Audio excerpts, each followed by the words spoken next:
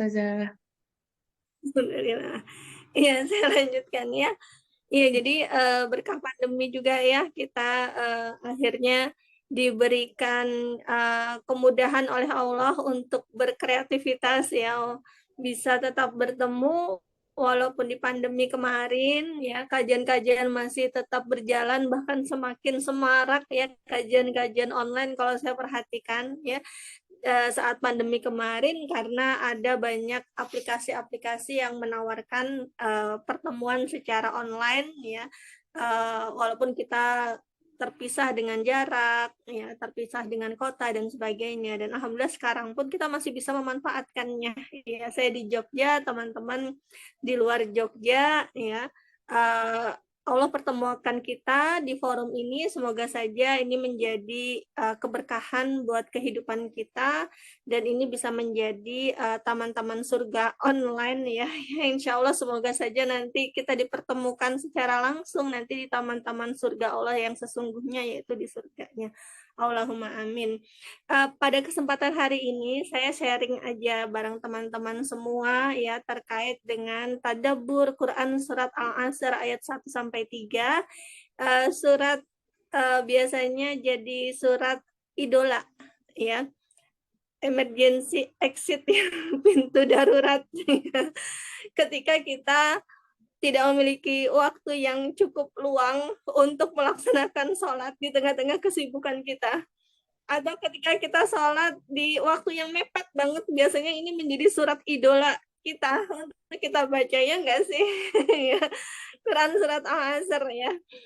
Tapi walaupun surat ini pendek, dia punya makna yang begitu dalam kalau kita menghayati ya.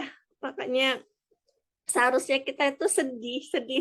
Kenapa ketika kita baca ayat ini di waktu-waktu surat ini di waktu-waktu yang sempit, padahal dia sedang berbicara tentang masa, tentang waktu, tentang kerugian gitu ya pada diri manusia. Ya saya pun juga ketika diminta untuk mengisi tadabbur ya, kalau tafsir saya belum punya kemampuan ya, ilmunya sampai di sana, jadi tadabbur saja dulu gitu ya. Ketika diminta mengisi ya kemudian jadi kayak ditonjok-tonjok banget gitu ya. Ya Allah ya, ternyata selama ini masih banyak sekali kerugian-kerugian yang didapatkan karena telah mengabaikan banyak waktu. Kenapa tema ini saya ambil ya, surat Al-Asr ini saya ambil sebagai bahan introspeksi muhasabah buat kita semua, karena kita baru aja melewati tahun 2022. Alhamdulillah dengan selamat ya. Dengan selamat melewati tahun 2022, masuk tahun 2023. Allah itu masih kasih yang namanya nyawa pada diri kita.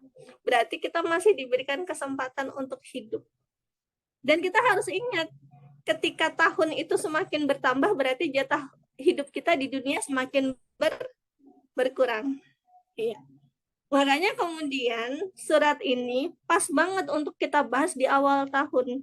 Biasanya orang-orang muda, generasi di bawah saya, ya, yang usianya 20-an, 25 ke atas lah, ya 30-an. Biasanya di akhir-akhir tahun 2022 atau di awal-awal tahun itu sudah merancang sekian banyak resolusi, ya. Udah pada buat belum resolusi 2023? Ada yang buat nggak?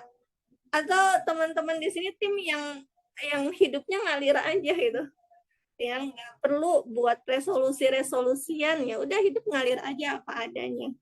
Atau memang tipe orang yang buat resolusi? Nanti yang buat resolusi itu juga nanti terbagi-bagi kelompoknya.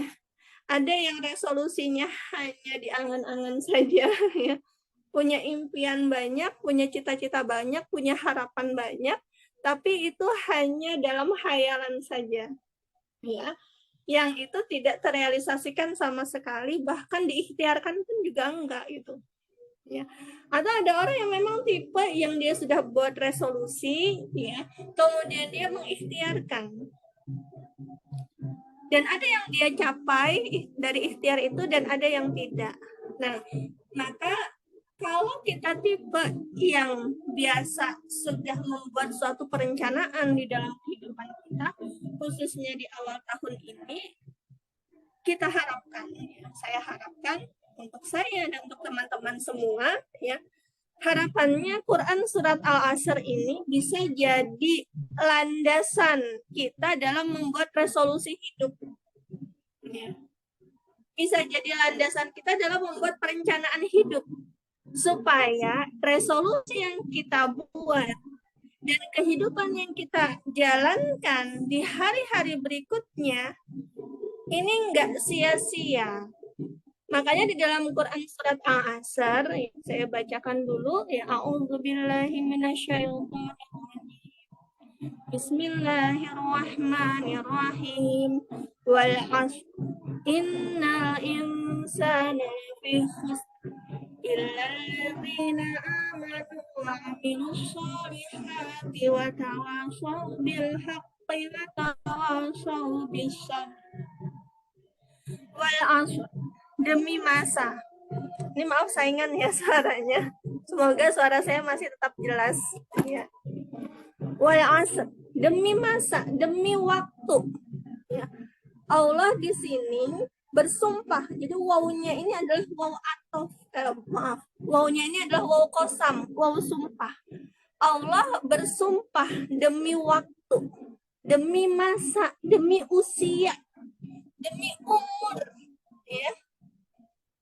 Yang Allah itu kasih kepada kita, ya, ibarat kalau orang berdagang itu butuh modal, baik modal uang, modal semangat, modal ilmu, modal kemampuan. Nah, kita nih Allah ciptakan di dunia ini dikasih modal sama Allah. Apa modalnya? Modalnya adalah waktu. Ya. Maka modal waktu ini harus dimanfaatkan dengan baik supaya nggak seperti di ayat kedua, innal insana lafi khusr, sungguh manusia itu dalam kerugian. Jadi Allah berkata, Allah menyampaikan kabar kepada kita, manusia itu semua lafi khusr, ya.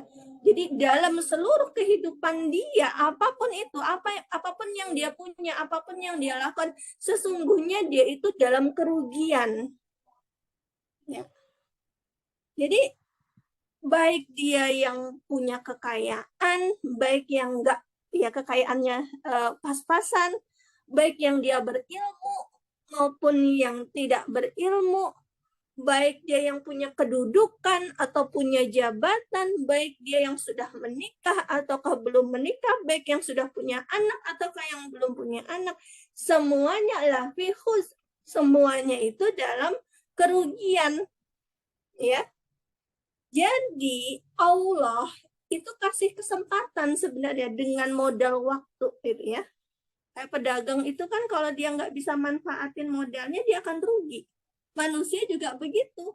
Manusia Allah kasih modal dalam bentuk waktu, maka waktu ini, ya, waktu yang Allah udah kasih pada kita, ya, ini Allah kasih kesempatan pada kita untuk bisa beraktivitas. Kenapa kok dikatakan Allah itu manusia itu merugi?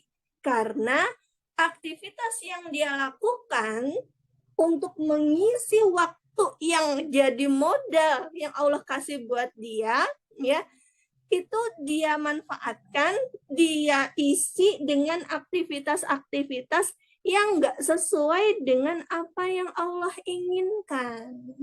Ini yang dikatakan manusia yang rugi.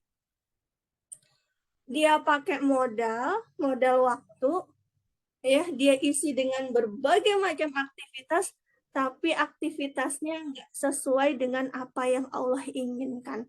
Itulah orang-orang yang merugi. Jadi kalau dia punya ilmu, ya, ilmunya dipakai nggak sesuai dengan yang Allah inginkan, sia-sia ilmunya. Walaupun dari ilmu itu dia kemudian dapat kedudukan, dapat jabatan, ya, dapat finansial yang sangat-sangat mencukupi misalnya, ya. Tapi jadi sia-sia. Kenapa? Karena dia manfaatkan semuanya itu tidak dalam rangka ridho Allah. tidak dalam rangka untuk mendapatkan ridha Allah. Maka gimana supaya kita nggak rugi gitu kan pertanyaannya. Gimana supaya modal waktu yang Allah kasih. Kita udah berapa sih usianya sekarang? Ya, ayo dihitung masing-masing. Udah kepala berapa? Saya ada kepala 4 ya. Kalau yang udah kepala 4 itu udah orientasinya gitu kan. Banyak-banyak bekalin diri ini ya. Jadi kalau udah ngelewatin usia 40 itu udah harus banyak-banyak ya membekali diri untuk kehidupan akhirat. Kenapa? Karena usia 40 itu yaitu usia penentu. Ya, usia penentu ujungnya itu kita mau kemana? Ujungnya itu kita mau ke surga jurusannya ataukah ke neraka. Kalau udah usia 40 itu benar-benar harus berhati-hati banget di dalam kehidupan. Bukan berarti sebelum usia 40 kita santai-santai. Karena yang namanya ajal itu bukan nomor urut usia. Bukan berarti yang usianya jauh lebih tua dia lebih dulu meninggal, enggak mesti ya. Tapi nomor cabut kan ya. Siapa yang Allah kehendaki, siapa yang Allah tetapkan ya, ajalnya selesai sampai saat itu maka akan Allah cabut. Nah, maka kembali bahwa supaya kita nggak merugi, supaya kita nggak termasuk golongan orang-orang yang khus seperti halnya dalam Quran surat Al-Asr ayat 2 ini, Allah kemudian kasih cara, Allah kasih petunjuk kepada kita, ya. Bagaimana caranya supaya kita nggak jadi orang-orang yang merugi? Maka waktu yang Allah kasih kepada kita, ini harus kita manfaatkan dengan baik. Caranya bagaimana? Illalladzina amanu. Satu, menjadi orang-orang yang beriman. Insya Allah semuanya di sini beriman. Iman itu sebagai modal bagi seorang muslim supaya amal solihnya diterima, dan yang kedua supaya dia bisa masuk ke dalam surga. Jadi amal solih itu amal-amal kebaikan. Allah terima syaratnya dia seorang yang beriman. Kalau dia nggak beriman, ya, maka semua amal solih yang dia kerjakan di dunia nggak akan Allah terima di akhirat. Walaupun Allah itu maha adil. Biasanya orang-orang yang nggak beriman di dunia ketika dia melakukan kebaikan-kebaikan maka Allah balas kebaikannya itu di dunia aja itu, di dunia juga itu. Udah di situ, impas itu. Impas dikasih imbalan tuh impas di dunia. Tapi nanti di akhirat ya, dia nggak akan bisa dapat surga, dia nggak akan bisa masuk ke dalam surga sebaik apapun dia karena dia nggak beriman. Maka iman itu syarat, ya, syarat bagi diterimanya amal dan syarat bagi kita untuk bisa masuk ke dalam surga. Nah, maka iman yang seperti apa? Jangan sampai kita sudah punya iman, tapi ya keimanan kita masih belum Allah pertimbangkan gitu untuk bisa masuk ya ke dalam surganya Allah. Insya Allah semua kan punya visi hidup, visi akhirat ya. Insya Allah semua yang ada di sini kan visinya sama, visi akhiratnya sama, ingin ke surganya Allah, ya, ingin mendapatkan surganya Allah. Semuanya visinya sama ke sana gitu. Apakah cukup gitu dengan iman kita miliki? Maka ada syaratnya imannya. Nggak cukup hanya sekedar di lisan kita beriman kepada Allah. Kita ucapkan syahadat asyhadu alla ilaha illallah wa asyhadu anna muhammadur rasulullah. Cukupkah? Tidak. Ternyata dari kalimat syahadat ini tidak boleh ada keraguan. Ya, la raiba fihi ya. Nggak boleh ada keraguan terhadap keimanan kita. Gitu. Jadi kalau sampai saat ini, sampai usia ini kita masih ragu, benar nggak sih memang ciptanya Allah? Jangan-jangan ada pencipta yang lain. Benar nggak surga neraka itu ada? Jangan-jangan memang nggak ada tuh surga neraka. Benar nggak sih nanti ada yaumul hisab? Jangan-jangan manusia yang udah mati gitu aja. Banyak nggak orang Islam yang seperti ini? Banyak gitu. Teman-teman pas mengikuti media sosial dan mengikuti diskusi-diskusi yang ada di media sosial tentang keimanan. Tidak sedikit anak-anak muda kita hari ini ya yang mereka mengaku Islam tapi masih ragu terhadap keislamannya ya. Bahkan juga mengakui Tuhan-Tuhan yang lain gitu. Tidak hanya mengakui Allah itu sebagai penciptanya, sebagai al-khaliqnya, sebagai al-mudabbirnya, sebagai pengatur kehidupannya, tapi juga mengakui Tuhan-Tuhan yang lain ya, Tuhan-Tuhan dari agama lain. Nah, ini berarti mas, pastikan di tahun 2023 ini level keimanan kita itu dalam level yang aman. Maksudnya apa? Nggak ada keraguan lagi. Minimal 6 hal pokok dalam iman itu sudah nggak ada keraguan lagi. Ya. Nah, atau masih ragu terhadap Al-Quran. Ini mas, Al-Quran yang kita pegang ini masih otentik nggak ya? Gitu.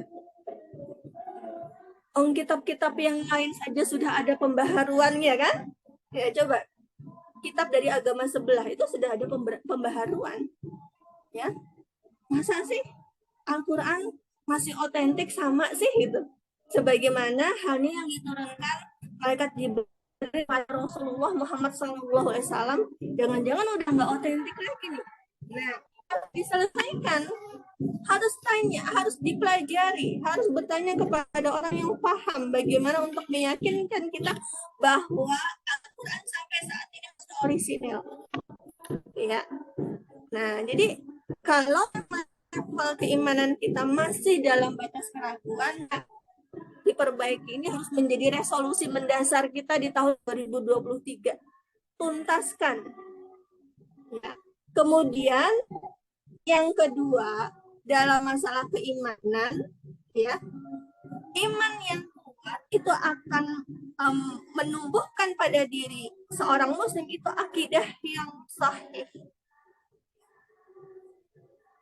Akidah yang sahih ini akan membuat seseorang itu menjadikan dia itu senantiasa dekat dengan Rabb-nya. Ya, jadi tidak sekedar membenarkan apa-apa yang dia dapatkan, tapi dia bisa membuktikan bahwa apa yang dia dapatkan itu merupakan sesuatu yang benar di sisi Allah.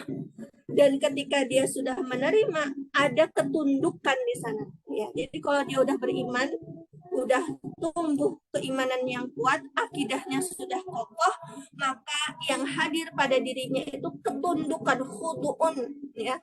Ilallah, khudu itu tunduk, patuh, pasrah kepada Allah. Ini udah berbicara tentang sifat ya. Ketundukan itu bicara dengan sifat, tentang sifat. Kalau imannya kuat, iman kuat itu harus disertai dengan ilmu ya. Makanya ada ilmu tauhid kan, ada ilmu akidah. Ya, kalau itu sudah kita dapatkan, sudah kita pelajari, ya. Kalau dia memang benar, kita mempelajarinya dengan benar, maka akan menghadirkan kemanfaatan berupa ketundukan kita kepada Rabb kita secara sempurna, secara utuh. Ya. Maka iman yang kokoh, iman yang kuat, ya, ini nggak akan membuat seseorang itu rugi, tapi akan membuat seseorang itu produktif. Makanya kemudian, ya, syarat yang kedua berlaku supaya kita nggak jadi orang-orang yang merugi. Apa syarat yang kedua? Wa amilu sholihat, beramal solih, ya. Jadi kalau iman nggak pakai amal, itu berarti palsu imannya. Kenapa saya katakan begini? Kenapa saya katakan palsu? Karena konsekuensi iman itu ada konsekuensinya. Konsekuensi iman itu adalah khudu tadi, tunduk terhadap Allah, tunduk pada tunduk pada semua perintah-perintah Allah dan menjauhi semua larangan-larangan Allah. Maka ketika dia beramal, mulai dia bangun tidur sampai kemudian tidur lagi, segala perkataan dia, segala perbuatan dia, semuanya dia lakukan dalam rangka untuk mendekatkan diri kepada Allah. Itu amal solih, ya, bukan amal yang salah.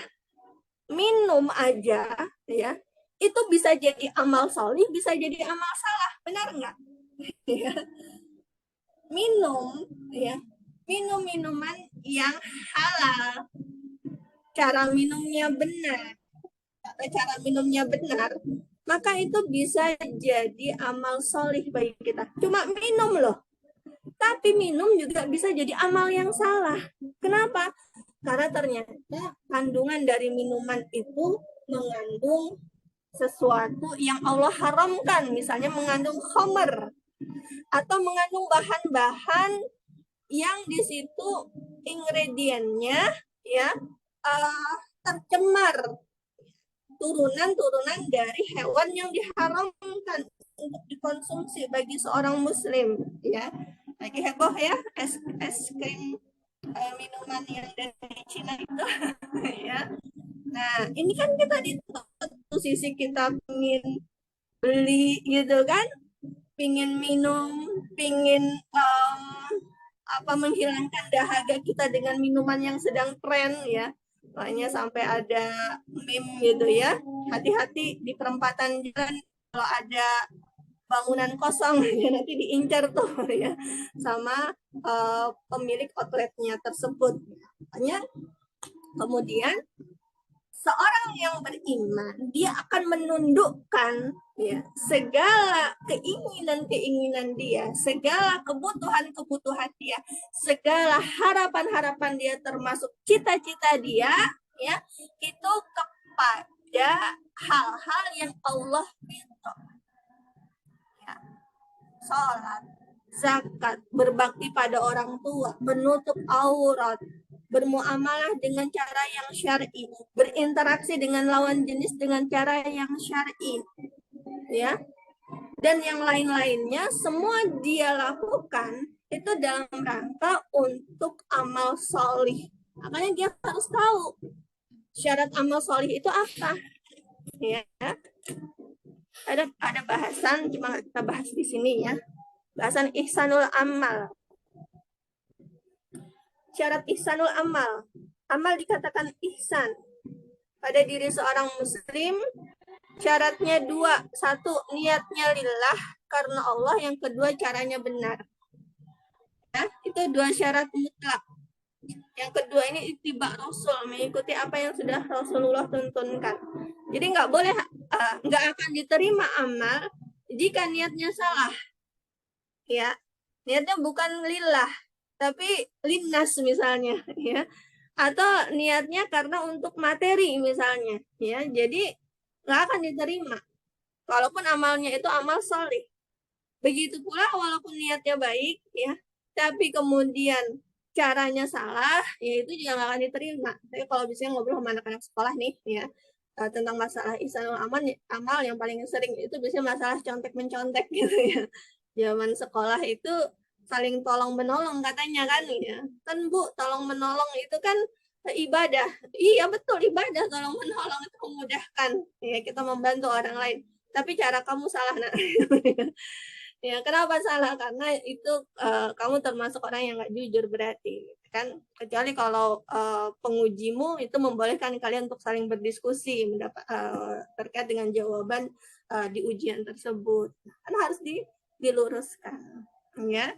Jadi nggak bisa kita berargumentasi walaupun itu satu kita niatkan untuk menolong, kita niatkan untuk membantu, ya, pokoknya niatnya lillah dah gitu ya, tapi ternyata caranya salah itu, maka nggak akan diterima oleh Allah. Termasuklah kita orang-orang yang merugi, ya.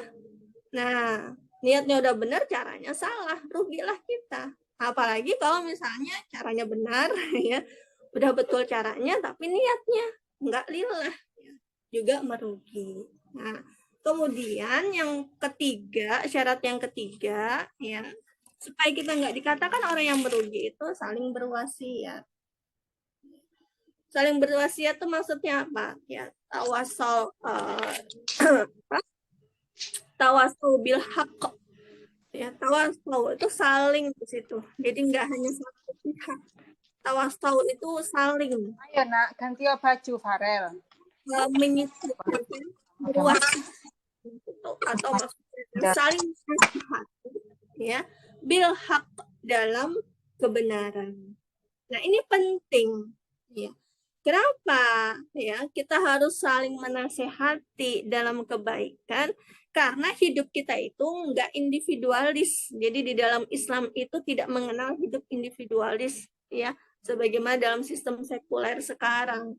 Kalau dalam sistem sekuler sekarang kan nampak banget kehidupan individualisnya ya. Yang penting aku baik ya, yang penting aku udah sholat, terserah temanku nggak sholat, yang penting aku udah nutup aurat, terserah temanku nggak nutup aurat, kan itu kebebasan ya. Nah, ini nggak boleh untuk kita biasakan ya dalam hidup bermasyarakat. Kenapa? Karena kalau ada perkara-perkara yang nggak sesuai syariat, itu kan namanya kalau di dalam Islam itu kan kemaksiatan. Kemaksiatan itu kalau tidak dibenahi, kalau tidak diperbaiki, dia sifatnya kayak cancer. Dia akan merambat. Ya, atau seperti virus, dia akan menular. Ya. Maka di sini pentingnya saling berwasiat. Kok saling berwasiat ini Allah jadikan sebagai poin supaya kita nggak jadi orang yang merugi, supaya amal solih kaum muslimin ini terjaga. Kalau nggak ada aktivitas saling berwasiat, amal solihnya nanti lama-lama akan terbang. Ya, ini contoh di sekolah-sekolah nih sekarang. Cerita, kalau sekarang guru-guru itu kan agak sulit tuh kalau mau negur ya siswa-siswanya. Misalnya kayak sekolah anak saya itu ditekankan banget untuk sekolahnya negeri ya, anak saya sekolah negeri, ditekankan banget supaya siswa putrinya yang muslimah itu untuk pakai kerudung ya, pakai khimar. Tapi semenjak ada program ya kebebasan lah ya bahasa saya ya, kebebasan berperilaku ya, kebebasan mau menutup aurat atau tidak, yaitu masuk di sekolah-sekolah, termasuk di sekolah-sekolah negeri khususnya. Sekolah udah nggak bisa lagi untuk dalam tanda kutip memaksakan atau menegur siswa yang dia tidak mau menutup aurat, siswa muslimah yang tidak mau menutup aurat. Kalau si siswa ini merasa tidak nyaman dengan teguran itu, dia bisa melapor ya, dan pihak sekolah, pihak guru bisa diperkarakan. Ini pernah terjadi ya kasusnya di Yogyakarta, mungkin kemarin sempat ngikutin ya, sempat viral juga. Nah, dinasehatin ya untuk menutup aurat, tapi nggak terima, anaknya nggak terima, orang tuanya nggak terima, kemudian diperkarakan. Akhirnya guru kena sanksi. Coba bayangin. Ya, akibatnya apa? Ya, akibatnya jadi penyepelean terhadap kewajiban menutup aurat. Ini pentingnya tawasau bil hak, saling berwasiat dalam kebaikan. Ini kan harus kita biasakan di masyarakat, di komunitas-komunitas kita. Ya, jadi harus saling memotivasi untuk merealisasikan kebenaran. Jadi coba diri kita ini ya, kita lapangkan hati kita lapangkan pikiran kita, sadar. Kita itu makhluknya Allah itu. Yang mengendalikan kehidupan kita itu Allah. Yang mengendalikan nyawa kita itu Allah. Kalau ada teman-teman kita yang berusaha ngingatin kita ketika kita salah, harusnya kita itu bersyukur karena Allah masih mempertemukan kita dengan teman-teman yang solih. Jangan kemudian kalau teman-teman kita menasehati kita, kemudian kita malah menjauh, kita malah egois, ya. Nah, itu kan pilihan hidup aku, terserah aku. Nanti aku yang bertanggungjawabkan kepada Allah. Hati-hati. Ya, hati-hati. Ya, karena benar-benar loh akan dipertanggungjawabkan loh kalau itu berupa sesuatu yang Allah nggak ridho. Nah, makanya pastikan kalau kita buat resolusi pun nanti di 2023 ini pastikan semua resolusinya itu dalam koridor al-haq. Makanya kita harus tahu apa sih maksud al-haq ini? Ya, karena kan redaksinya watawa bil haq, saling menasehati dalam al-haq. Al-haq ini kemudian Allah jelaskan dalam Quran surat Al-Baqarah ayat 147.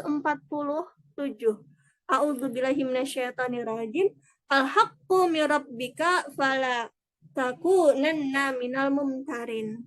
Bahwa sesungguhnya al-haq, kebenaran itu mirabbik, kebenaran itu di sisi Allah, di sisi Tuhanmu. Dan janganlah engkau wahai Muhammad berada dalam keraguan. Ya. Jadi definisi al-haq, kebenaran, standarnya, ya, patokannya itu Allah, bukan relativisme, ya, bukan manusia. Kalau manusia standarnya, kalau standarnya diserahkan pada manusia jadi relatif. Contoh aja, ya, ditanya lebih bagus warna hitam, yang suka hitam lah ya, usah hitam lah, lebih bagus warna biru atau warna pink. Relatif pasti jawabannya.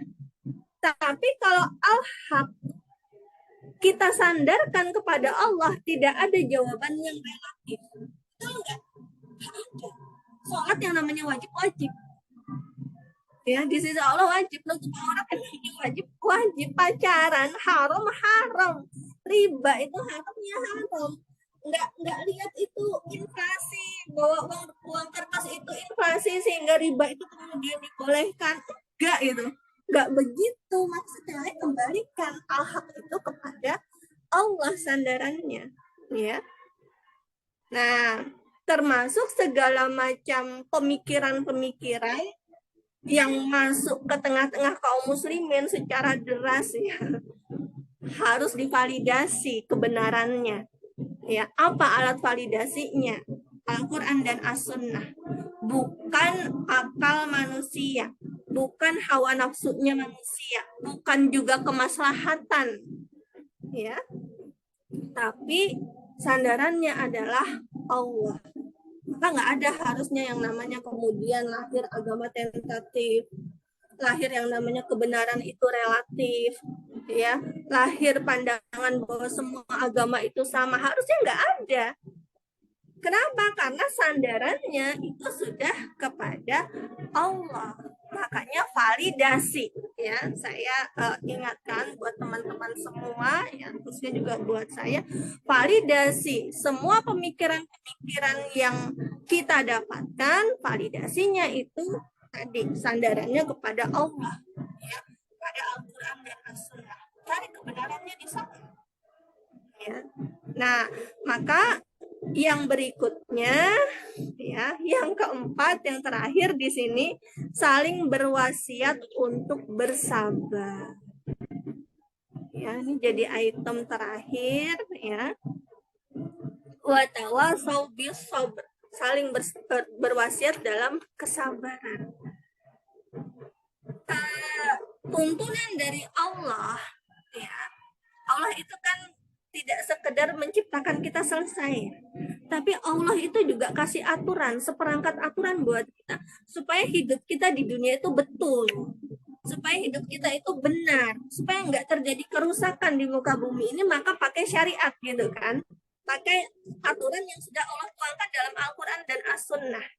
Maka kalau itu sudah diamalkan, sudah kita jalankan, walaupun nanti kesempurnaannya itu harus ada peran negara memang, ya. Nah, tapi saat ini bukan berarti kemudian kita tidak beramal. Ada perkara-perkara yang sudah bisa kita laksanakan, walaupun misalnya negeri ini masih masih sekuler gitu ya dalam hal agama dan kehidupan. Ya, aturan agama itu ya tidak dipakai dalam mengatur kehidupan kita. Maka mulailah dari kita, ya, untuk saling berwasiat dalam al-haq tadi, dan yang terakhir tadi ya saling berwasiat untuk bersabar. Nah, menarik nih. ya. Bersabar ini dalam hal apa saja? Satu, dalam ketaatan. Jadi kalau ada kita punya teman ya, atau diri kita ini kok kayaknya sulit banget untuk bisa taat ya, sulit banget untuk bisa menjalankan hukum-hukum Allah ya, sulit banget untuk mengkondisikan diri kita untuk senantiasa terpaut dengan Allah, sulit sekali mengendalikan hawa nafsu kita. Maka disinilah pentingnya ya nasihat-nasihat kesabaran. Makanya harus punya circle yang sefrekuensi ya, yang punya motivasi yang sama, punya impian yang sama dalam kehidupan ini, gitu ya, sebagai hamba Allah, dan bisa saling menguatkan dalam kesabaran untuk ketaatan. Kemudian yang kedua, bersabar dalam meninggalkan larangan-larangan Allah, ya. Kayak anak saya tuh, pingin banget gitu ya minuman yang viral tadi yang saya sampaikan. Pingin banget gitu, haus tuh pingin banget minumnya itu. Udah sabar-sabar tunggu sertifikat halalnya ya, gitu ya. Sabar nggak akan kemana-mana kok dia, gitu ya. Dia akan tetap ada di situ ya. Allah akan nilai itu, akan kasih pahala kamu seberapa sabar ya. Kamu bisa mengendalikan hawa nafsu kamu untuk bisa minum ke sana, gitu ya.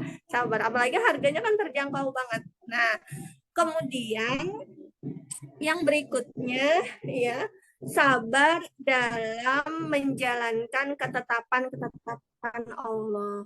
Ini misalnya gitu ya, segala musibah, segala ujian, segala cobaan ya. Terakhir ya, saya ingin sampaikan sebuah hadis menarik ya. Jadi tentang masalah yang ketiga ini, sabar ketika menghadapi ujian. Jadi pernah satu waktu Rasulullah itu melewati seorang wanita yang sedang meratap ya di pinggir kuburan anaknya, gitu. Ya menangis gitu ya, menangis terseduh-seduh. Kemudian Rasulullah lewat. Kemudian setelah itu kata Rasulullah, bertakwalah kepada Allah dan bersabarlah. Nah, si wanita ini kemudian emosinya naik gitu ya. Kamu tidak merasakan apa yang aku rasakan gitu. Jadi ketika dinasehatin itu dia malah kemudian marah gitu.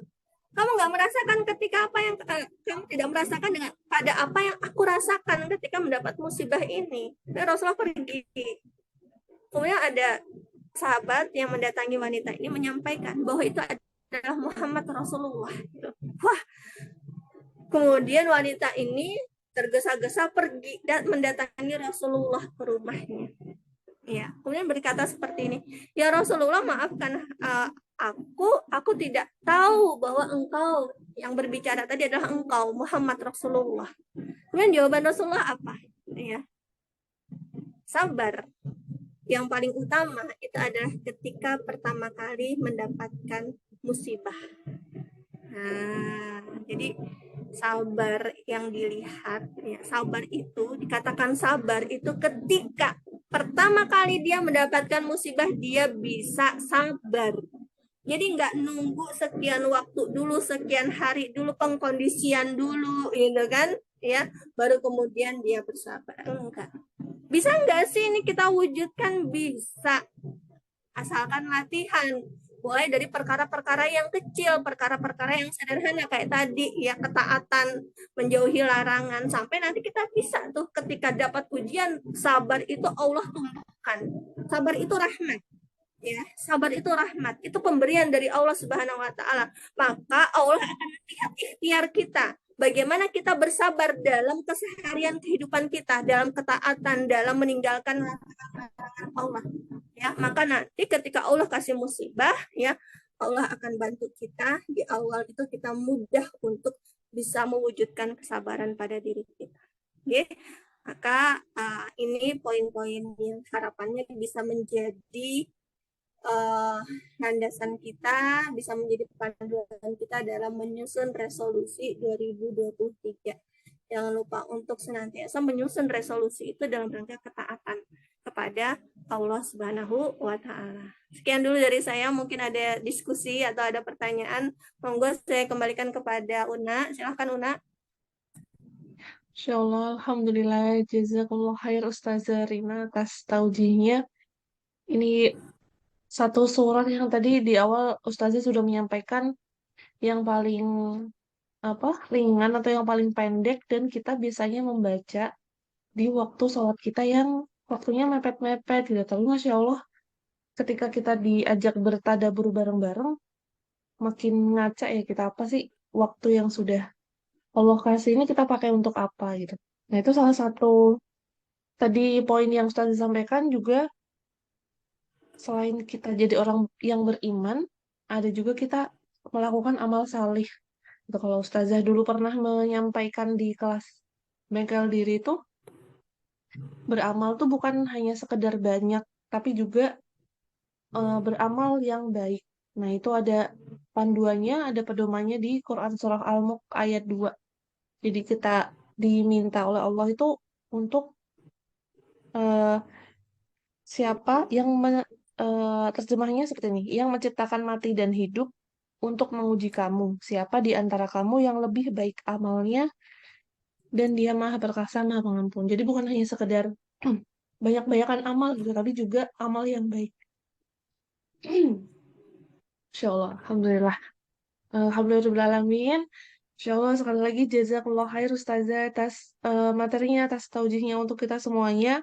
Semoga kita bisa makin introspeksi ya atas barangkali resolusi-resolusi waktu pekan pertama kemarin kita sempat diskusi tentang 2023 nyusun resolusi enggak nih gitu. Nah, insya Allah ini bisa makin jadi cerminan untuk kita dalam melangkah dan juga tentu saja mengamalkan apa yang sudah kita ikhtiarkan untuk kita wujudkan itu ya. Semoga Allah Ta'ala meridhoi dan jadi banyak tambahan pelajaran juga untuk kita semuanya. Insya Allah. Amin. Allahumma amin.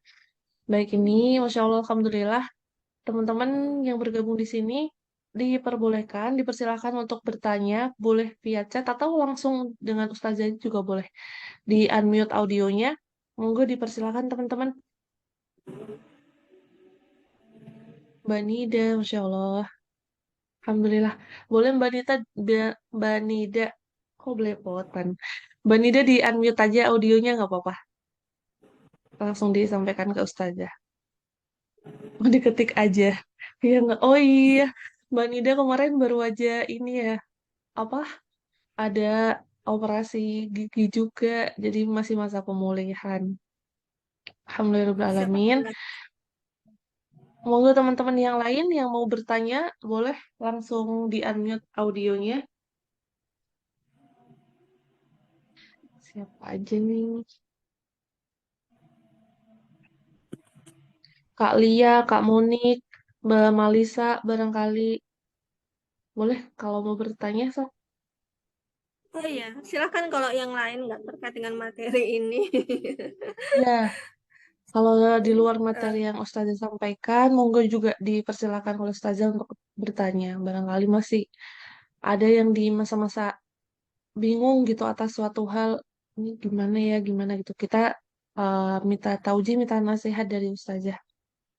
Monggo teman-teman. Kak Devi Ariana. Ya, boleh monggo Kak Devi. Assalamualaikum Ustazah. Waalaikumsalam. Assalamualaikum Kak Luna dan teman-teman. Terima kasih atas waktunya. Izin Ustazah saya keluar dari konteksnya ya karena ini baru pembahasan tadi siang sama teman di kantor yang saya mumpung lagi ada Ustazah izin bertanya terkait ini ibadah Ustazah.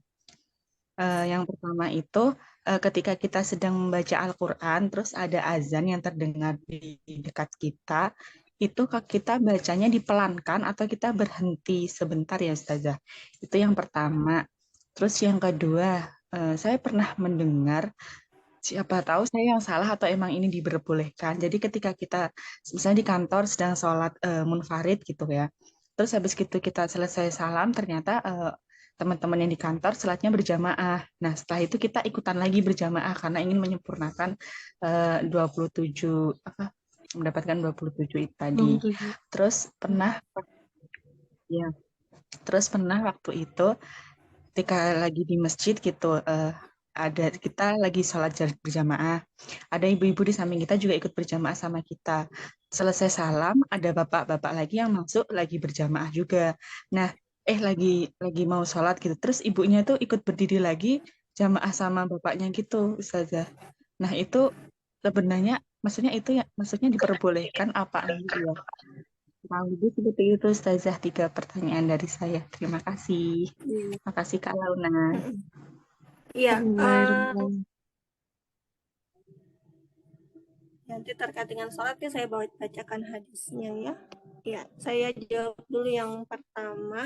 Ya, jadi ketika lagi baca Al-Quran kemudian terdengar suara azan, maka keutamaannya bagaimana? Keutamaannya berhenti dulu, ya, membaca Al-Qurannya, dengarkan azan dan ikuti seruan azan, ya. Jadi kan sunnahnya itu ketika terdengar suara azan yang satu kita dengarkan, yang kedua ya kita ikuti lafaz-lafaz ya kalimah-kalimah azan ya. Kemudian yang ketiga kalau yang sudah sampai pada hayya 'alas shalah ya itu kita mengucapkan la haula wala quwata illa billah sampai selesai. Kemudian anjuran berikutnya adalah berdoa ya. Kenapa ini diutamakan terlebih dahulu? Karena doa ya antara azan dan antara iqomah dan azan antara azan dan iqomah itu mustajab, maka perbanyak doa kebaikan buat kehidupan dunia dan akhirat kita. Maka kalau saya mengambil berhenti dulu baru kemudian kita dengarkan azan, ikutin lafaz azannya ya, karena itu keutamaannya banyak sekali hadis-hadis keutamaan itu, termasuk Allah akan kabulkan doa-doa kita ya. Baru kemudian setelah itu ya sebaiknya segerakan sholat gitu ya, segerakan sholat. Kemudian setelah itu kalau mau lanjut tilawah silakan begitu. Itu kemudian yang berikutnya sholat 2 kali. Ini ada hadis ya sambil saya bacakan hadisnya karena panjang ya. Pada dasarnya hukumnya boleh untuk mengikuti sholat jamaah 2 kali. Hadis dari Yazid bin Aswad, ya, ia berkata, aku pernah menghadiri sholat subuh bersama Rasulullah SAW di Masjid Al-Khaif. Ketika selesai sholat, ternyata ada 2 orang laki-laki di belakang saf yang tidak sholat bersama beliau.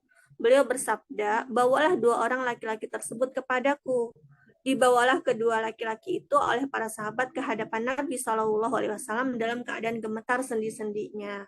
Beliau Shallallahu Alaihi Wasallam bersabda, apa yang menghalangimu untuk sholat bersama kami? Mereka berkata, wahai Rasulullah, sesungguhnya kami telah sholat di rumah kami. Beliau Shallallahu Alaihi Wasallam bersabda, jangan kalian lakukan apabila kalian telah sholat di rumah-rumah kalian, lalu kalian mendatangi masjid yang sedang melaksanakan sholat berjamaah, maka sholatlah kalian bersama mereka. Karena sholat itu bagi kalian terhitung sebagai sholat sunnah. Ya, jadi dari sini kita pahami sholat wajibnya sudah terhitung, tapi kalau kita berjamaah, ya berjamaah lagi gitu kan, ya. Jadi udah sholat munfarid nih, sholatnya sendiri nih di rumah. Ya. Kemudian kita ke masjid, terlaksana di sana sholat berjamaah, kita boleh ya, boleh hukumnya boleh ya, enggak wajib ya, boleh ya. Nah nanti ketika kita mengikuti sholat berjamaah itu kita dapat pahala sunnah gitu ya, gitu. Jadi silahkan. Nah kemudian yang ibu-ibu tadi ya, tadi ibu-ibunya gimana tadi? Izin Ustazah, jadi ibunya itu kan ikutan berjamaah bareng kita. Terus kita salam, ada bapak-bapak yang jamaah lagi. Ibunya setelah salam ikut jamaah lagi gitu. Entah sebelumnya apa saudaranya apa gimana. Cuman kalau misalnya melihat kondisinya pada waktu itu sepertinya yang juga belum kenal gitu. Maksud saya, kalau saya yang pertama, yang kedua tadi kan emang yang awalnya kita munfarid, terus ada jamaah kita mengikuti. Nah kalau ini, yang ketiga ini sudah jamaah, ada jamaah, ikut lagi jamaah gitu. Ya, wallah alam ya saya. Kalau untuk menjawab yang ketiga ini, hukumnya seperti apa? Apakah tetap pada batas kebolehan, ya, atau seperti apa? Saya belum bisa jawab. Ya. Nanti coba saya pelajari lagi ya, terkait dengan hal ini. atau masih kurang marem kali di sholat yang pertama gitu ya. Sangat mungkin sekali ya, misalnya ada orang yang dia mengulang sholatnya karena dia kayaknya tadi itu nggak khusyuk gitu. Ya. Jadi kayak sampai dia lupa surat yang dia baca tadi apa ya gitu. Ya. Karena sepanjang sholat itu memang dia ngawang-ngawang pikirannya. Maka terus ketika dia ngelihat ada jamaah baru yang melaksanakan sholat, dia kemudian ikut sholat lagi. Mungkin, saya malah berpikirnya mungkin seperti itu. Kita juga boleh gitu ya, kalau kita merasa dari takbiratul ihram tiba-tiba udah salam aja gitu ya. Pernah nggak kayak gitu? Ya mungkin pernah ya. Saya pun juga pernah merasa begitu. Udah tiba-tiba udah salam kok, kan cepat banget nih sholatnya ya. Kalau mau mengulang lagi itu diperbolehkan. Ya, gitu. Bahkan kadang kita baca karena baca Al-Fatihah itu udah kebiasaan ya, khususnya pada sholat. Tiba-tiba kita udah ngerasa, kok udah baca surat pilihan, udah tiba-tiba udah amin, jadi nggak ngerasa itu kita kesadaran itu nggak hadir ketika kita baca Al-Fatihah. Mungkin di awal saja tuh udah amin gitu ya. Nah ini kita boleh untuk mengulang lagi bacaan Al-Fatihah kita gitu. Itu ya. Pertanyaan berikutnya. Itu saja. Panjang nih pertanyaannya di chatting. Jazakillah khair ya pertanyaan. Jazakallah khair, Kak Dewi. Ini dari Mbak Nida. Saya coba bacakan ya, Iya. Ustazah. Bagaimana cara kita berwasiat dalam hal kebenaran ketika kita berada dalam posisi yang tidak bisa menasihati? Semisalnya, karena yang kita rasa membutuhkan nasihat itu adalah orang tua atau teman-teman kita sendiri yang sangat sensitif ketika diingatkan terkait dengan hak agama, mudah tersinggung seperti itu. Terus terutama juga untuk hal-hal yang sifatnya ada perbedaan level agama. Misalnya ketika yang butuh nasihat baru sampai pemahaman bahwa kita tidak perlu untuk baca Al-Quran, sedangkan kita merasa perlu untuk menasehati. Karena sudah belajar tentang keutamaan membaca Al-Quran itu tadi. Dan untuk berhati-hati ketika membaca Al-Quran supaya kita tidak riak, yang menjadikan kita termasuk dalam 3 golongan yang pertama masuk neraka. Iya. Ya, poinnya gimana cara untuk bisa saling menasehati ya. Kalau kita belum bisa menasehati secara lisan, minimal perbuatan ya. Jadi perbuatan kita itu ahsan kepada orang tersebut. Perbuatan kita itu baik. Ya, kita baik itu ya kita kembali ke lillah ya. Jadi kalau misalnya yang harus kita nasihati ini orang tua ya. Kalau pengalaman saya, walaupun saya juga ilmunya masih sangat-sangat terbatas ya, tapi yang namanya orang tua dan anak itu senantiasa terus berinteraksi ya, untuk bisa nyaman ya berkomunikasi, untuk bisa nyaman dekat ya saling menasehati dengan orang tua itu, kalau kita udah punya bonding yang kuat sama orang tua kita. Nah, mungkin waktu sejak kecil kita udah punya bonding yang kuat, tapi biasanya bonding ini mulai renggang ketika kita udah punya kesibukan masing-masing. Kayak saya dulu gitu ya, saya terpisah jarak sama orang tua saya kuliah di Jogja ya, jarang berinteraksi sama orang tua kecuali ketika saya pulang kampung. Nah, ketika saya sudah mulai hijrah di masa kuliah, kan banyak maklumat, banyak pemahaman-pemahaman Islam yang masuk. Ketika pulang, ya semua disampaikan. Nah, cara penyampaiannya pun juga belum dengan seni, gitu ya. Dakwah itu sebenarnya cinta. Dakwah itu pesan cinta, loh, gitu. Maka harus disampaikan dengan cara yang ma'ruf, dengan cara yang baik. Salahnya saya, ya, sebagai seorang anak ya yang saya kedepankan ada lisan saya. Apa maksudnya? Nasehatin dalam bentuk lisan gitu. Ngomong langsung, ini nggak boleh, ini haram, ini syirik. Oh gitu. Gimana orang tua nggak kemudian ini anakku aku kuliahkan gitu ya.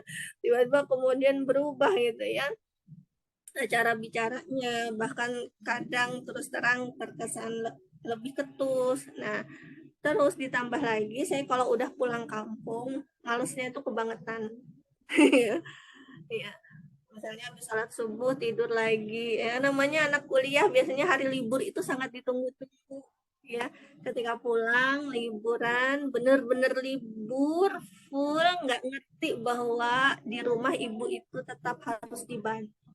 Ya, dibantu nyapu, dibantu cuci piring, dibantu nyetrika, dibantu nyuci baju, dan yang lain-lainnya. Itu kesalahan fatal saya, ya, sehingga apa yang saya sampaikan, walaupun itu kebenaran mental semuanya. Kenapa?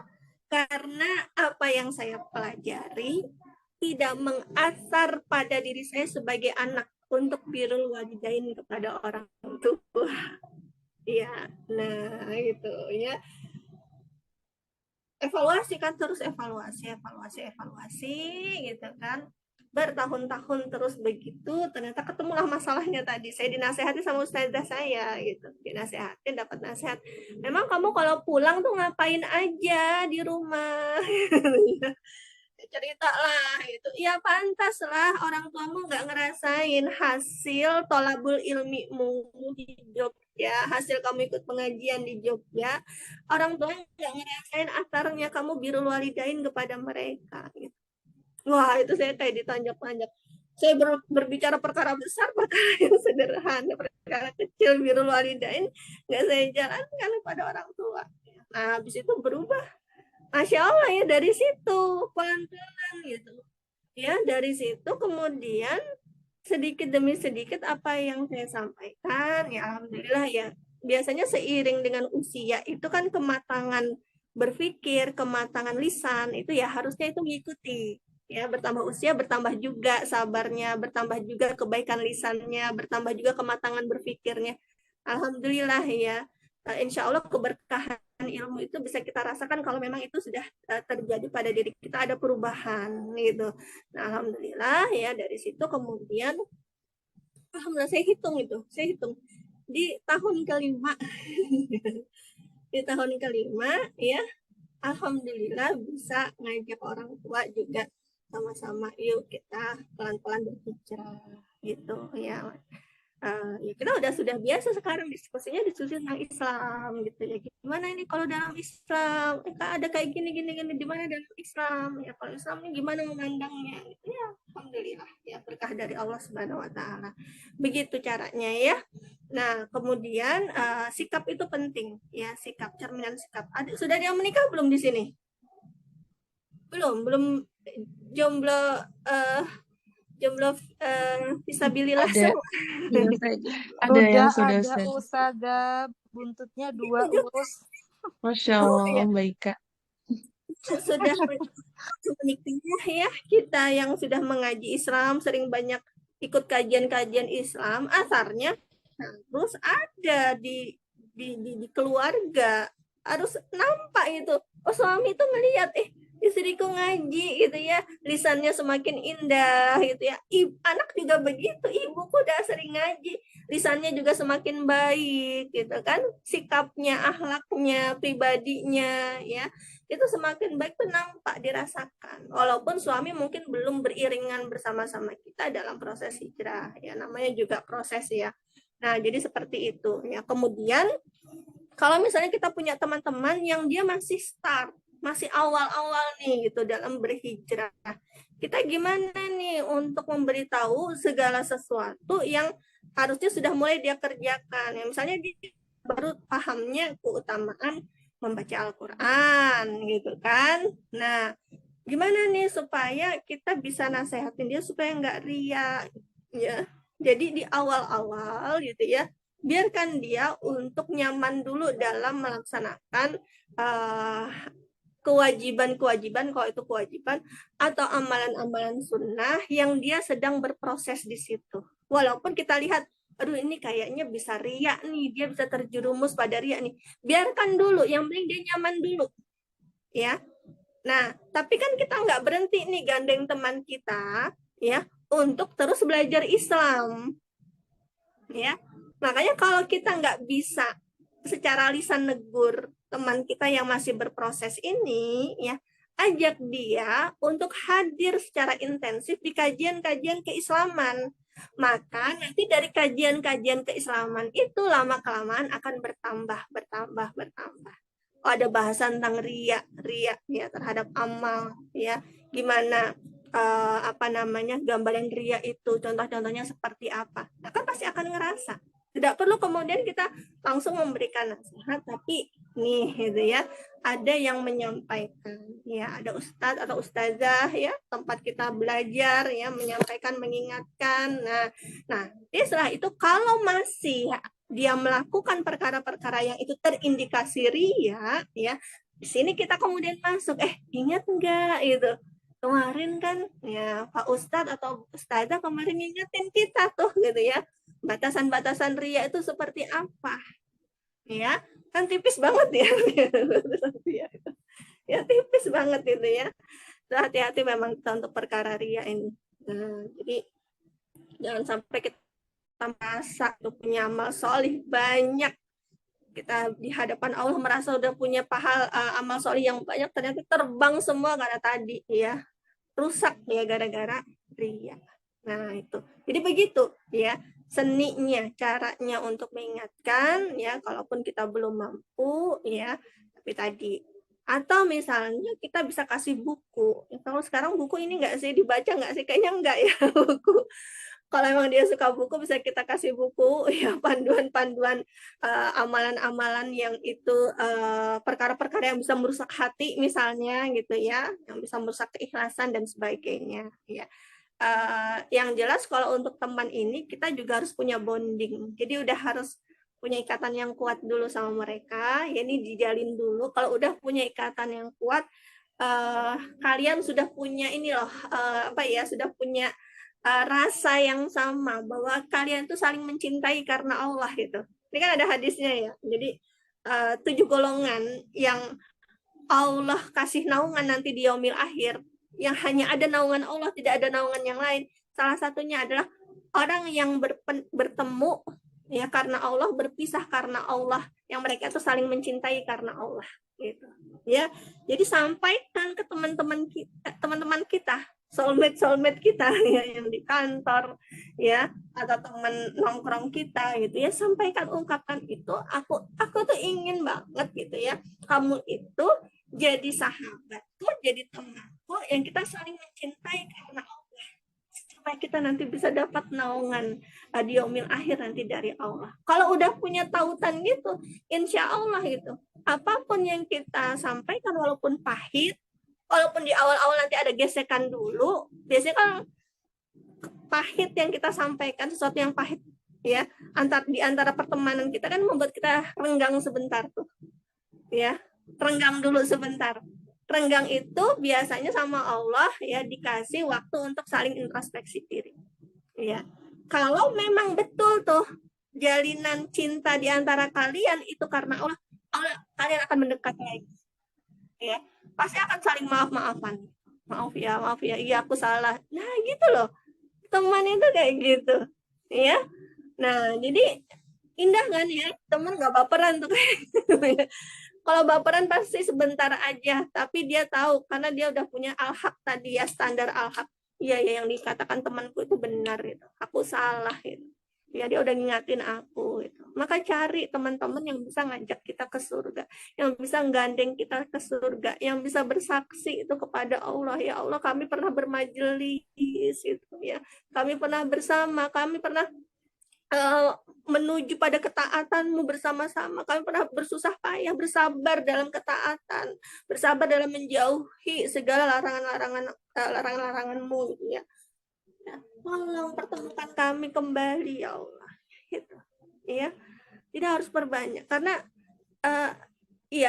sahabat yang hakiki ya, sahabat yang sejati itu tidak akan membiarkan teman-temannya untuk bermaksiat, tidak akan membiarkan teman-temannya untuk terjerumus pada dosa ya.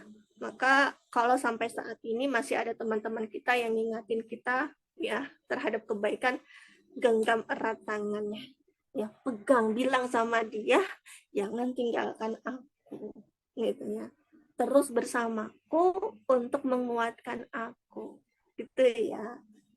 Ada lagi mungkin pertanyaan, masih ada di kolom chat. Insya Allah, Ustazah, alhamdulillah. Ustazah, Mm-mm. kalau boleh saya mau uh, nyambung dikit dari pertanyaan tadi. Jadi kalau misalnya yang saya ada masalah tentang baca Quran tadi kan udah dibahas. Kalau yang saya sama teman-teman saya itu, saya ini Ustazah, kalau misalnya saya eh, satu rumah dengan teman-teman yang keadaannya kayak gitu tadi. Nah, masalahnya itu kalau saya kan sekarang lagi ini ya Ustazah, sekolah di luar negeri. Nah, masalahnya itu ada di makanan halal Ustazah. Jadi misalnya teman kita ini kebetulan belum eh, berkenan gitu ya Ustazah kalau kita ajak untuk hadir di majelis ilmu. Nah, terus karena saya serumah sama mereka, otomatis kan kalau makan segala macam itu kan jadi satu ya Ustazah. Nah, misalnya kita udah sampai ada perbedaan tadi, perbedaan pemahaman agama ya Ustazah. Karena kan seperti yang Ustazah tadi bilang, kalau kita itu eh, apa namanya dengan teman-teman yang kayak baru awal-awal gitu kan, mungkin mereka pemahamannya kayak oh ya makanan halal tuh mungkin yang bukan babi gitu. Nah, sementara mungkin kalau yang udah belajar gitu, yang kita udah belajar itu, misalnya yang udah sampai 4 syarat, bagaimana makanan itu bisa halal dari penyembelihnya, terus cara menyembelihnya, misalnya menyebut nama Allah kayak gitu-gitu. Nah, terus yang menjadi masalah itu kalau misalnya kita udah sampai pemahaman itu, terus jadi kalau misalnya mereka mau ngasih makanan atau mau makan bareng gitu, terus saya atau mengajak kita makan di tempat yang karena kita dekat gitu ya Ustazah serumah yang itu tadi menurut kita itu kalau kita yang udah belajar itu kita tahu sebenarnya oh ini mungkin masuk yang syubhat atau ya kayak gitu loh Ustazah. Kalau misalnya dasar pemahaman halalnya itu beda, maksudnya beda level gitu ya Ustazah, kayak tadi kan kalau kita yang belajar kan kita tahu kalau kita makan di situ berarti kita dosa dong Ustazah. Soalnya kan kita tahu kalau yang ayam pun kalau nggak disembelih atas nama Allah ya berarti kan itu belum tentu halal gitu loh Ustazah. Nah, itu kemudian menjadi masalah ketika kok dia begini selektif banget gitu. Nah, sebenarnya saya juga nggak mewajibkan diri saya untuk menasihati mereka karena saya bisa tahu kalau mereka masih awal-awal.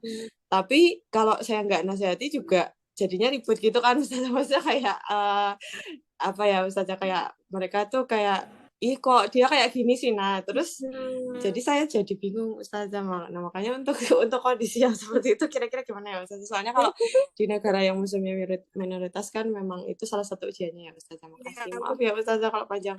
Gak apa-apa. Bisa banget ngerasain karena saya juga dulu pernah tinggal di Bangkok ya, ikut suami ya ke negeri yang tidak memperhatikan standar halal dan haram. Iyalah negeri non muslim. Jadi memang salah satu caranya ya, jadi memang terjadi perdebatan di antara kami ya teman-teman, khususnya ketika ngantarin anak-anak sekolah nih, kebetulan kan kita sekolahnya anak-anak tuh di sekolah KBRI gitu kan, biasanya ibu-ibu pada nongkrong tuh yang ngobrolin tentang makanan yang halal, yang haram di Bangkok gitu kan. Ya memang ada yang berpandangan ya selama itu ayam, pokoknya ayam. Ayam kan ya.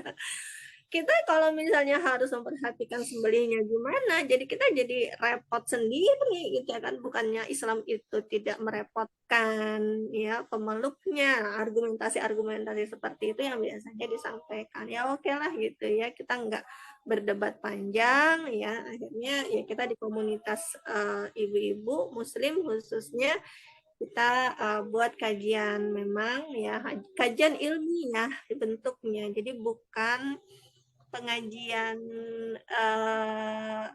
yang dalam pandangannya karena kita ingin menarik orang-orang yang dia masih menggunakan metodologi berpikir ilmiah. Nah, khususnya di kalangan intelektual. Nah, maka kemudian kita buat kajian ilmiah tentang halal haram makanan. Kita undang ya pembicara yang kompeten, ya dia seorang ilmuwan, beliau seorang ilmuwan di bidang kebetulan yang kami undang di bidang farmasi yang juga beliau belajar tentang halal dan haram.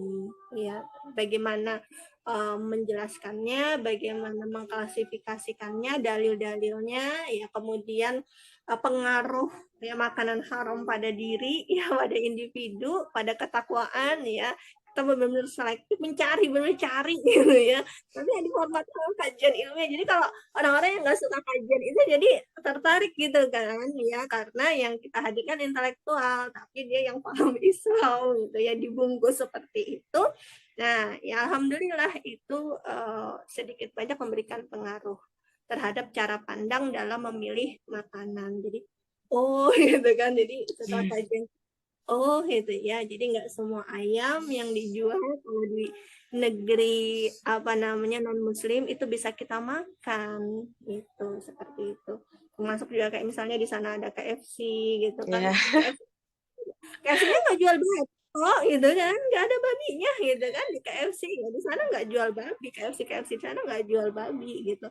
Nah semuanya jualnya ayam, ya. Cuma ya tadi yang jadi pertanyaan kita udah disembelih belum dengan cara yang syar'i, apalagi ya di situ negeri non muslimnya, negeri non muslim yang mereka terkategori musyrik kan, orang-orang musyrik ya. Kalau yang ahli kitab aja masih ada ulama yang membolehkan gitu kan. Tapi kalau yang musyrik gitu benar-benar nggak boleh ya. Nanti jadinya bangkai gitu ya. Nah, atau ada yang berargumentasi ya kan bisa dengan pakai dalil yang kalau kita ragu tuh kemudian baca bismillah. Ada gitu. Ada yang berdalil gitu. Itu nggak bisa kita pakai kalau itu di negeri yang non muslim yang sudah jelas-jelas gitu, yang sudah jelas-jelas di situ kita tahu penyembelihannya tidak secara syar'i gitu. Jadi nggak berlaku bismillahnya. Ya. Beda kalau misalnya kayak kita di Indonesia inilah gitu ya, walaupun kita sering dapat berita ayam yang sembelihnya nggak sempurna, itu bismillah itu berlaku untuk menjadikan makanan itu halal untuk kita makan. Atau kemarin yang viral antara minuman yang tadi saya sampaikan, es krim yang tadi saya sampaikan tuh diviralkan disandingkan sama lele, pecel lele. Oh pecel lele, coba nggak ada label halalnya ya. Tetap aja tuh kalian makan. Kenapa yang es krim itu tuh nggak ada label halalnya, kalian permasalahkan? Oh, masalahnya bukan begitu. Masalahnya nih si es krim ini bahan bakunya dari negeri yang jelas-jelas non muslim, yang sangat mungkin kan di situ pakai emulsifier dari turunan babi. Betul. Coba lele, ini apa coba? ada ingredientnya yang itu bisa mengindikasikan ya. Itu terdiri pada yang bisa menghantarkan pada keharaman. Ya, apalagi di sini negeri muslim. Nah, gitu ya. Jadi kemampuan kita untuk banyak menggali informasi, ya bacaan-bacaan itu juga sangat penting tadi dalam penjelasan halal dan haram tadi. Gitu ya caranya. Yeah. Kalau memang berhasil ya, kalau misalnya kita diajak ke tempat-tempat yang syubhat ya, syubhat itu anjurannya adalah ditinggalkan. Nah, maka tolak dengan manis gitu ya. Ya, saya alasan terus Ustazah. Oh, saya masih kenyang, nanti mau masak atau saya udah makan dulu di luar gitu. Berarti kalau mereka nggak datang ke majelis ilmu ya udah sementara dibiarin dulu aja ya. Aja kita doakan gitu ya. Iya. Mereka dapat hidayah. Gitu. Jadi emang seperti itulah namanya juga fenomena kehidupan ya. Jadi level semua orang itu dia start pada levelnya masing-masing gitu. Ya kita berdoa terus aja semoga Allah berikan hidayah kepada mereka gitu ya. Jadi kalau misalnya kayak suami gitu kan sama teman-temannya yang beragama Buddha itu pasti kalau diajak makan bareng dicarikan resto yang halal gitu. Ya, jadi justru toleransi banget gitu ya. Jadi kemudian beda kalau sama teman saya yang suaminya kerja ya di sana ya, ekspat sana kerja, itu sampai kemudian di ini dalam tanda kutip tuh dijebak gitu, diajak makan di sebuah resto gitu ya, eh, dianggap itu daging sapi, ternyata setelah dimakan kayak kena jokes gitu ya. Nah, ditanyain enak nggak gitu, enak ini gitu, tau nggak ini apa, ini daging babi gitu.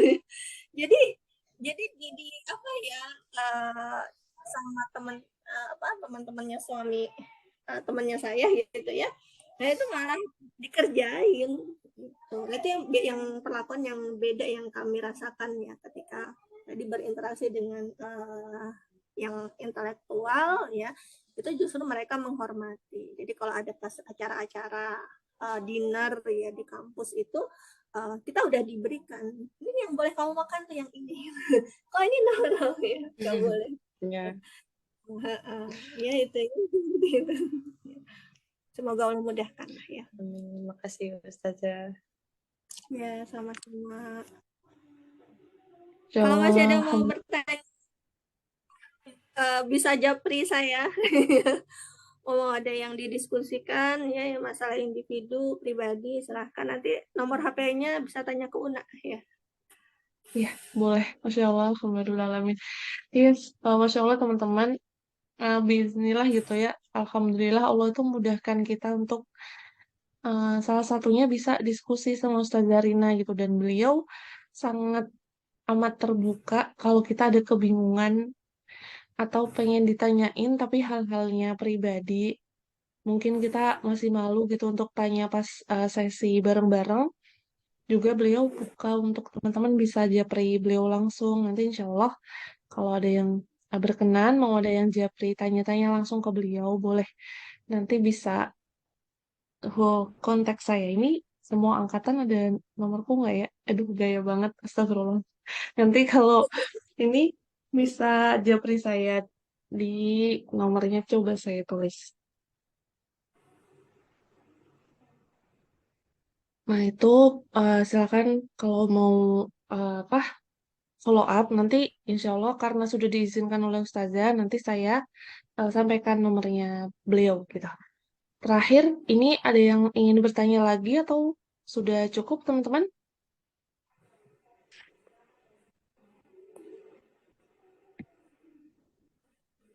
Belum ada lagi ya? Bapak nanti monggo tafadhol teman-teman untuk dilanjutkan. Barangkali memang menyimpan kegundahan yang sifatnya personal gitu.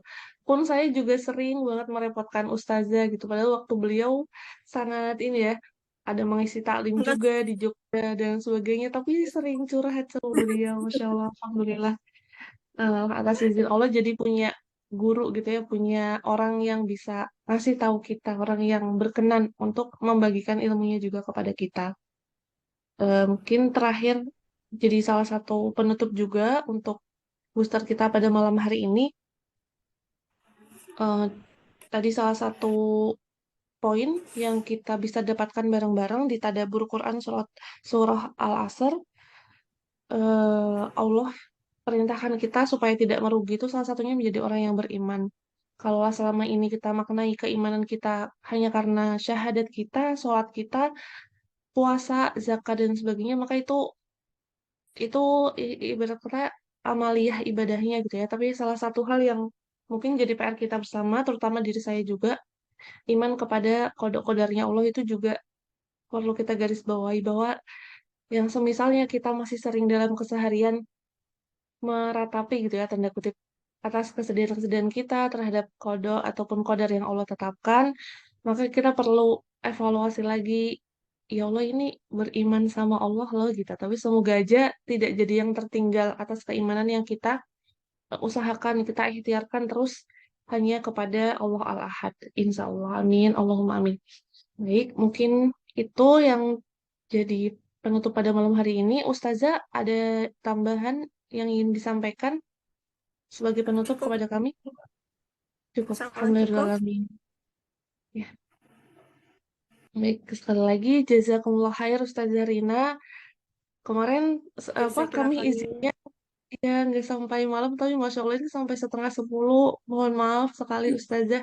Dan jazakumullah khair kepada rekan-rekan semuanya. Jazakumullah khair. Semoga Allah Ta'ala memberikan kita hati yang lapang, dimampukan untuk menerima ilmu-ilmu yang sudah Ustazah berikan, dan juga mengamalkannya di kehidupan kita sehari-hari. Insya Allah. Amin. Kita tutup bersama-sama dengan bacaan hamdalah.